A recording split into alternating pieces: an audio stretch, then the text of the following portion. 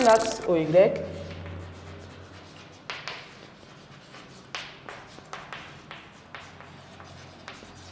On a dit que le mouvement est rectiligne uniformément varié suivant l'axe OY. Mouvement rectiligne uniformément varié. Rappelez-vous, le mouvement, l'équation horaire du mouvement rectiligne uniformément varié se trouve sous la forme de y égale à AYT carré plus V0YT plus YZ0. On a dit que AY égale à moins G. Dans ce cas, on va avoir Y égale à moins GT carré plus V0Y, ça fait V0 cosinus alpha T et Y0 égale à 0. Alors, deuxième équation se trouve sous la forme, la deuxième et la première équation. Alors, on a deux équations. Suivant X, on a V0 sinus alpha T, parce que X0 égale à 0. Et suivant Y, on a moins GT carré plus V0 cosinus alpha T. Ça, c'est la deuxième équation. Maintenant, comme je vous l'ai dit, avant de trouver l'équation de la trajectoire, on doit chercher d'abord les deux équations horaires. L'équation horaire suivant X et l'équation horaire suivant Y. Maintenant, on va tirer T dans l'équation 1 et remplacer T par son expression dans l'équation 2. Dans 1, sachant que X égale à V0 sinus alpha T, cela implique que T serait égal à, c'est là devant venir au dénominateur, X sur V0 sinus alpha. Dans ce cas, on va remplacer T par son expression dans 2. T dans 2, Y serait égal à moins G facteur X sur V0 sinus alpha au carré plus V0 cosinus alpha facteur de X sur V0 sinus alpha. Cela implique que Y serait égal à moins G sur, ici on a X carré, V0 carré sinus carré alpha. Dans ce cas, on a V0 carré sinus carré alpha, les X carré on va les mettre là, c'est X carré. Ensuite, V0, c'est V0 et ces V0 vont se simplifier. On va simplifier les deux. Et ici, plus X, cosinus alpha sur sinus alpha, ça fait cotangente alpha. Dans ce cas, on a X multiplié par cotangente alpha. Ça, c'est l'équation de la trajectoire. Okay? L'équation de la trajectoire se trouvant sous la forme de AX carré plus BX plus C, alors on va dire que la trajectoire est parabolique. Okay? Ici, on a une trajectoire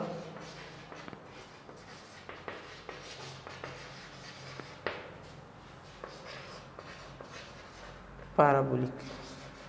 Parce que la trajectoire se trouve sous la forme, l'équation de la trajectoire se trouve sous la forme de l'équation du second degré. Dans ce cas, puisqu'on doit mettre l'équation sous forme en fonction de M, de G, de alpha et ici. Dans ce cas, sachant que l'énergie cinétique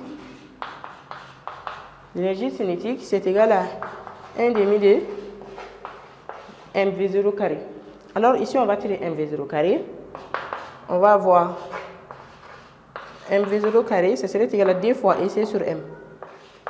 2 EC sur M. Cela implique que V0 serait égal à la racine de... bon, ici comme j'ai V0 carré, c'est bon. Je vais continuer avec V0 carré. Maintenant ici, on va remplacer V0 carré par D ici par M. Dans ce cas, on va avoir Y serait égal à moins G sur... Le V0 carré sera remplacé par D ici fois M fois sinus carré alpha X carré plus X cotangente alpha. Ici, on a une fraction divisée par une fraction. On va multiplier la première par l'inverse de la seconde. Dans ce cas, le M va se trouver au numérateur. On va avoir moins M fois G sur 2 ici fois sinus carré alpha x carré plus x multiplié par cotangente alpha. Okay? Dans ce cas, l'équation se trouve en fonction de m, g et c égale alpha. Ensuite, on va commencer avec la deuxième question. La deuxième question dit que pour marquer, il faut que le ballon passe au-dessus de la barre transversale qui se trouve à la hauteur h égale à 3 mètres. Voilà la barre qui est là. Alors, soit le ballon va passer au-dessus, soit le ballon va venir cogner le poteau. Okay? Alors, on va vérifier si le ballon passe au-dessus ou bien si le ballon va cogner le poteau. Pour cela, il faut que la hauteur du ballon à cette distance doit être supérieure à cette hauteur. Si ce n'est pas supérieur, dans ce cas, ça va venir cogner. Alors, sachant que le poteau se trouve à la distance L du point O, dans ce cas, x égale à L. Si x égale à L, dans l'équation de la trajectoire, on va avoir y égale à moins m fois g sur 2 et c sinus carré alpha, et x va être remplacé par L carré plus L cotangente alpha. Okay? Dans ce cas, si on remplace les choses par leur valeur, on va avoir m, on a dit que m ça fait 0,42, g ça fait 10, et c qui fait 120, multiplié par sinus carré alpha qui fait 40. Facteur de les L, ça fait 50 mètres. Alors on va prendre 50 au carré, plus 50, multiplié cotangente, ça fait cosinus de 40, divisé par sinus de 40. Ok? Si on fait le calcul numérique, en ce cas, le résultat final va nous donner 2873,5 mètres. Ok? Ça veut dire, à cette hauteur, le ballon va se trouver ici, à cette distance, le ballon va se trouver à la hauteur de 2873,5 mètres. Et on voit que c'est même très supérieur à 3,00 mètres. Alors, la pénalité sera marquée.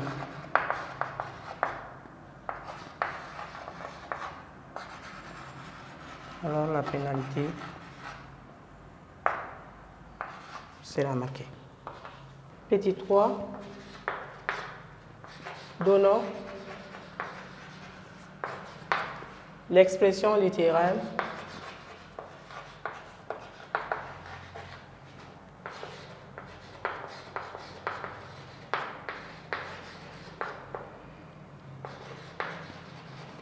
puis calculons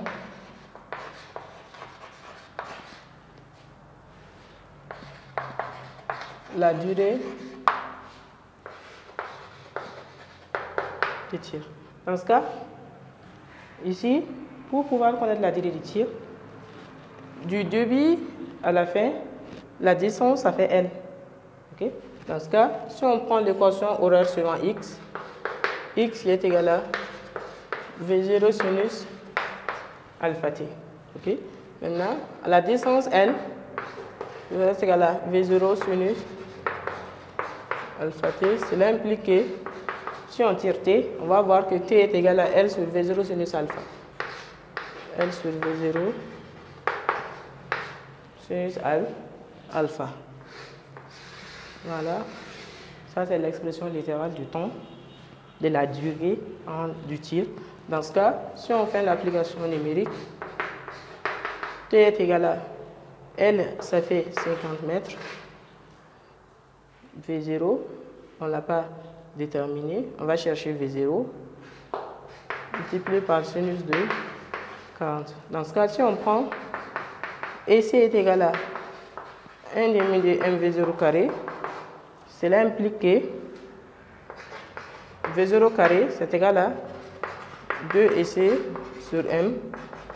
Cela implique que V0 est égal à la racine de D ici sur M. Alors V0 serait égal à racine de 2 fois 120 sur 0,42. Si on fait l'application numérique, on va avoir 23,9. Dans ce cas, V0 serait égal à 23,9 mètres.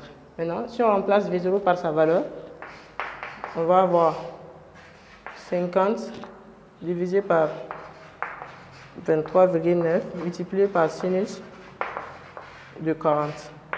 Après l'application numérique, on va voir que T, ça fait 3,26 secondes. Voilà. Ça, c'est la durée d'étude entre le lancement et le chute du ballon. C'est tout pour l'exercice 1.